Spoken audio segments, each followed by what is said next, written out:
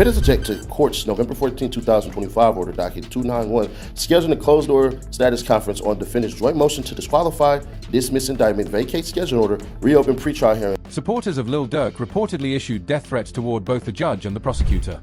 And now his attorneys are pushing for the entire case to be dismissed. Federal authorities concealed these threats for 7 months. Is he finally heading home? Or will the murder-for-hire charges hold? I have the full breakdown. Let's unpack it. Federal agents attempted to maneuver secretly and got exposed. Alright, so for everyone who hasn't been following closely, let me explain real quick. Lil Durk, officially Dirk Derek Banks, was apprehended by federal authorities on October 24, 2024, after they intercepted him at a Florida airport trying to leave the country.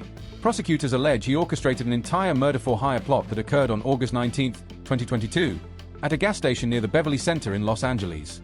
Here's where it turns particularly grim. They were targeting Quando Rondo, but instead struck his blood cousin, Xavier Lulpab Robinson.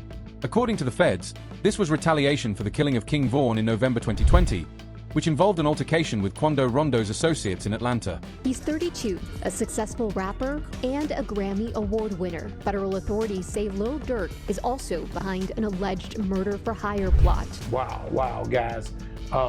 We have Lil Durk, who's been gone now for a year, is what it's looking like. The charges are serious, no joke. Durk faces conspiracy to commit murder for hire, using interstate communication facilities to commit murder resulting in death, and stalking resulting in death. If he loses in court, he faces life behind bars. There's no negotiation. It's either beat it or face the consequences. Now, what do the feds claim to have on Smirk? They insist they have the complete plan. According to court filings, fraudulent credit cards were used to book flights from Chicago to California, purchase ski masks, and reserve hotel rooms for the shooters. Prosecutors say at least 18 rounds were fired into Quando's car. But here's a key point. They allege Durk sent a text instructing, "Don't book no flights under no names involved with me." That was the same day the shooters boarded their flight to LA. And, reportedly, Durk himself flew on a private jet with co-defendant Kayvon Grant during that period. According to the complaint, Banks and his co-conspirators allegedly worked together to, quote, track, stalk, and attempt to murder a target at a Los Angeles gas station, firing at least 18 rounds into the person's vehicle. Keep me down. He's 32, a successful rapper, and a Grammy Award winner. Federal authorities say Lil Durk is also behind an alleged murder-for-hire plot. The feds also claim they obtained wiretap recordings and bank statements allegedly showing Durk as the coordinator. They assert Grant used Durk's card to purchase masks and reserve hotel rooms for the shooters. Durk pleaded not guilty, and his team has been actively contesting the case. But on paper, the evidence looks substantial, not going to lie. Here's where the case takes a turn. On November 13, 2025, Durk's legal team filed a motion demanding the entire case be dismissed. They argue the government acted improperly, withholding key evidence for over 7 months. Here's what emerged. On February 22, 2025, 4 voicemails were left for U.S. Magistrate Judge Patricia Donahue. These weren't ordinary messages, they were direct threats against her life. One voicemail allegedly warned, "If they get life, I'm going to burn this mother night down. I'm talking about the world, and I'm going to burn it to the ground." And it didn't end there. On April 28, 2025, lead prosecutor Ian Yaniello also received a threatening call, instructing him and his team to release Durk or face violence. Under the judicial system, in order for a attorney or somebody in your behalf, this is one of the biggest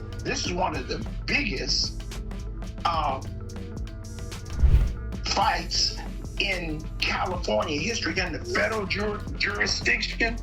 This shows you what a $1 billion attorney to bring the facts that Durk's attorneys found out through their investigation that there was a conspiracy with the judge, the prosecutor, and the investigators to weigh aside and cause threats that Durk had killers putting a contract on the judge. Here's what happened next. The FBI responded immediately. They put all federal judges in California on high alert. U.S. Marshals began providing security. This was a serious situation. But here's the problem. None of this information was disclosed to Durk's lawyers until October 1, 2025. That's over 7 months later. Now, you might wonder, okay, supporters made threats. How does that help Durk? Let me explain.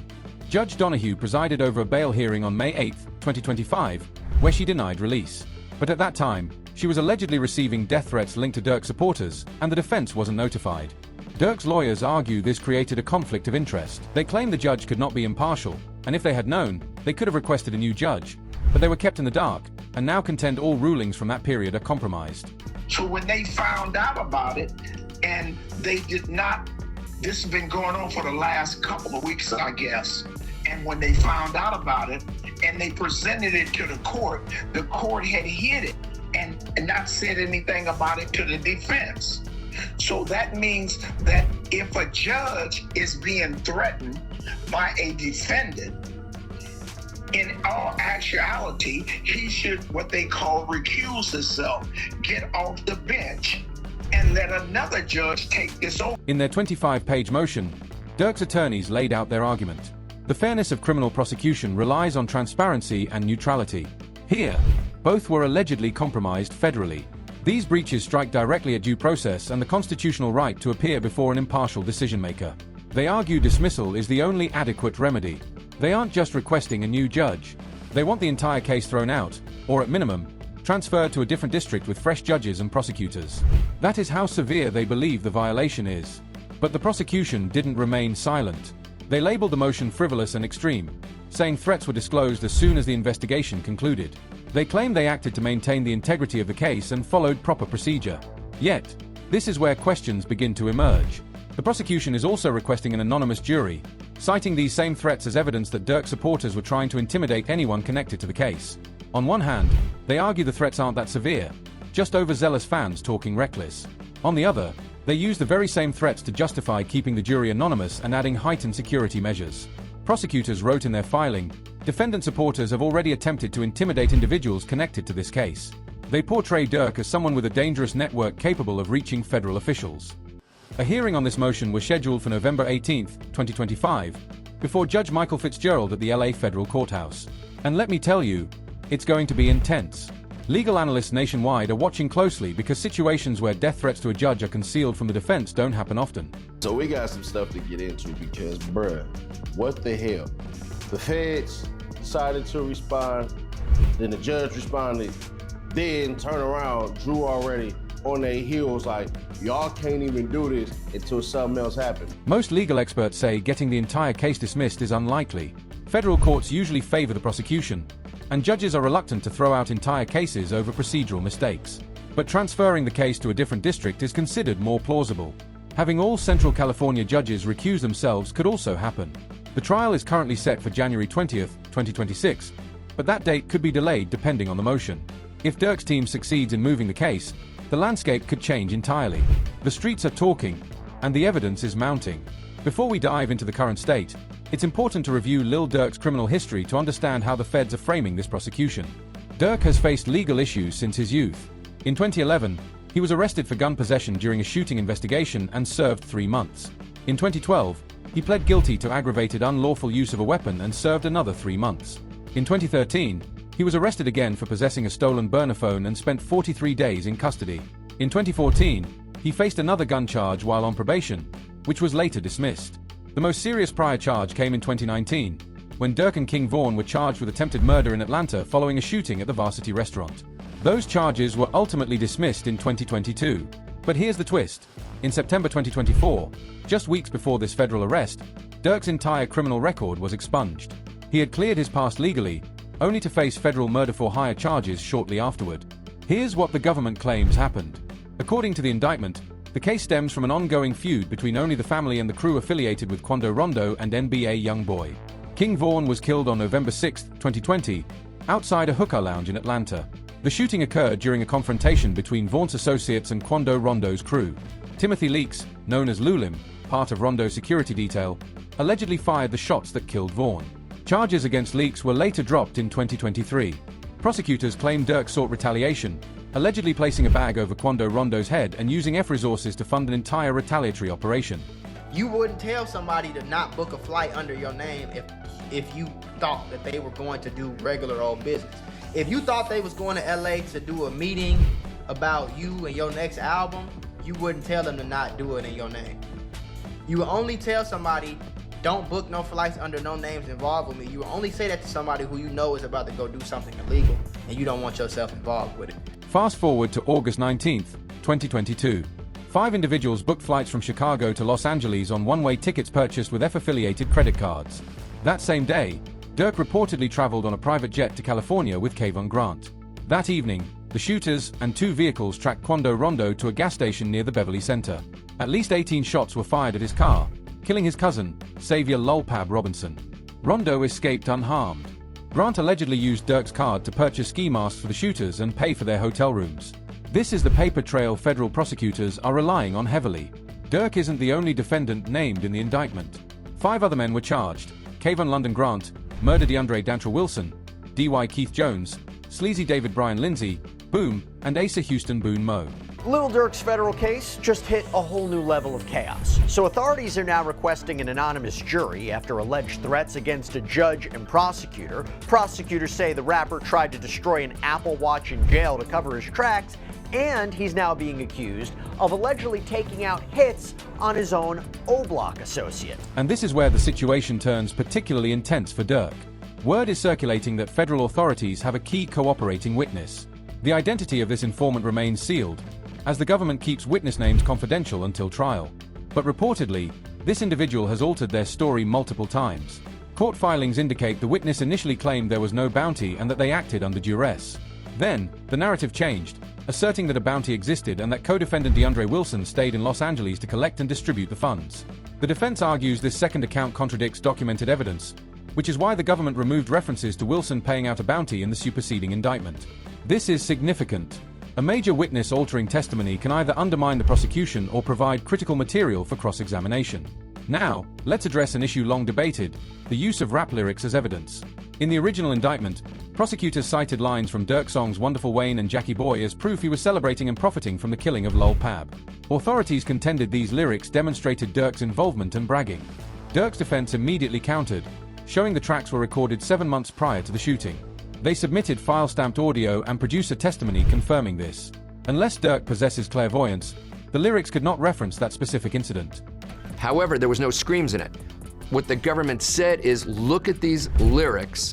These lyrics seem to be, they don't seem to be, they are celebrating and ultimately monetizing this incident. To which we responded, and I have to tell you, Vlad, we immediately started hearing from not only people that are connected to Durk, but like executives in the music industry. People were just reaching out to us, go, you know the government's wrong, right? You do know that music, you don't go to a studio on a Saturday and produce a song on Monday. And then we started doing our homework, interviewing the producers, and found out that that song and the Durk part of it was done 7 months before. In the superseding indictment filed in May 2025, the government removed all lyric citations. That's a clear win for Durk's defense, yet it underscores prosecutors' eagerness to weaponize artistic expression even when facts didn't align. This highlights a broader concern in hip-hop culture. California passed the Decriminalizing Artistic Expression Act in 2022, limiting the use of rap lyrics in criminal cases. However, this is a federal prosecution, so that state law does not apply. And I'm sensitive to that issue because I don't know of another art form, and you have your finger on the pulse of rap as good as anybody in the world right now. And I guarantee you that Vlad cannot tell me another musical genre in which the government plays the game, if you have kids, and I know you do, Where's Waldo, right? Where they sit and look through not hundreds, not thousands, but probably tens of thousands, if not hundreds of thousands of verses, and tries to find something that they think in their prosecutor's office or their law enforcement offices is somehow connected possibly to a crime. That's disconcerting to people that care about this musical genre. But there's more controversy. Unsealed filings also connect Durk to additional alleged murder-for-hire schemes. In December 2024, reports surfaced linking him to a 2021 Chicago homicide involving Stefan Mack, purportedly in retaliation for his brother D-Thang's death. A confidential informant also accused Durk of placing bounties on 6 other individuals. No formal charges have arisen from these incidents, but prosecutors are using them to construct a narrative. They plan to introduce testimony claiming Durk ordered hits on associates who failed to retaliate for King Vaughn's killing. If accepted, this would depict Durk as ruthless in enforcing control and loyalty. Yet again, no new charges have been filed on these claims. They are merely presented to influence the jury. Here's another critical element. In late August 2025, Bureau of Prisons officials confiscated an Apple Watch with cellular functions from Durk while he was in custody. Possessing a smart device in federal custody is a serious infraction, but the situation escalates. Prosecutors allege that when Durk was caught with the watch, he attempted to destroy it. They argue this demonstrates obstruction of justice and evidence tampering. They also claim Durk conducted unauthorized three-way phone calls from the Metropolitan Detention Center in Los Angeles, another violation. Federal authorities are using these actions to argue Durk is a danger and should remain in custody. Regarding bail, Durk has been denied release multiple times. Judge Patricia Donahue refused bond in May 2025, and Judge Michael Fitzgerald upheld that decision in June 2025. Durk's legal team offered a $1 million cash bond, $900,000 in property, $150,000 from an associate, plus 24/7 armed security and electronic monitoring. Yet the government maintained he posed a flight risk, citing multiple international flights he booked prior to arrest. And so same thing, it was incompletely presented. As soon as we got in and we did our due diligence, right, we got the complete itineraries. And the complete itineraries were all going to Dubai. And so they were just, instead of doing the first and the second stop, I think one of them, for example, was Miami to Newark to, like, say Rome, and then to Dubai. They had it stop at Rome. For example, I can't remember where. And so we got the complete itineraries. Each of them ended in Dubai. Here was the problem. Each of them ended in Dubai, but they were row like 52 middle seat. And respectfully, it's Lil Durk. He's internationally famous. He's not going to sit in the middle row for 17 hours in the back of the plane.